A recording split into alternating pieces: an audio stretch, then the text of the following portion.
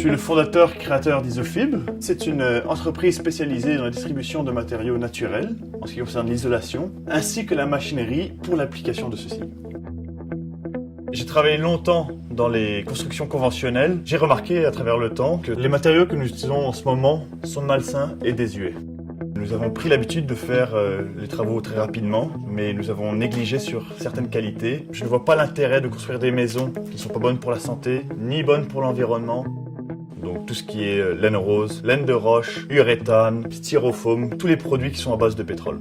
Je comprends toujours pas pourquoi nous continuons à installer des matériaux aussi néfastes pour la santé, aussi toxiques, aussi dangereux à l'installation. Cette fameuse laine rose qui demande une bonne protection pour tout ce qui concerne la pose. J'ai moi-même fait face à un problème de pneumothorax en l'ayant installé, en étant mal protégé. J'ai dû faire face à une opération chirurgicale, sachant que mon poumon s'est décollé. Ce produit est toxique pour l'humain, et toxique à la construction et à la déconstruction.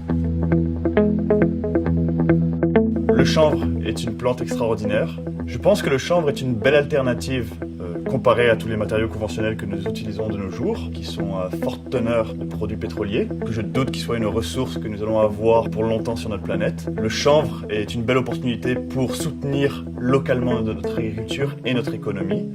Nous avons découvert ses vertus via toutes les valeurs nutritives. On utilise le chanvre depuis plus de 3000 ans. Christophe Colomb l'avait dans les cordages de bateaux. Levi's utilisait le chanvre pour faire ses jeans. Maintenant on l'utilise pour la nourriture, bien entendu. Tout ce qui est huile pour le corps, les instituts de beauté. Il a fait ses preuves dans beaucoup de domaines. Et maintenant nous faisons nos preuves dans tout ce qui est isolation thermique et acoustique pour les maisons.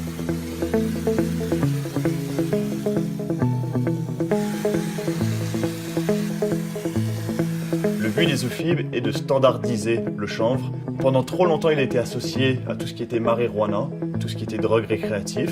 De nos jours, le chanvre s'est énormément revalorisé et je pense que c'est vraiment la solution, la matière qui sera la plus noble et récupérable dans tout type de bâtiment.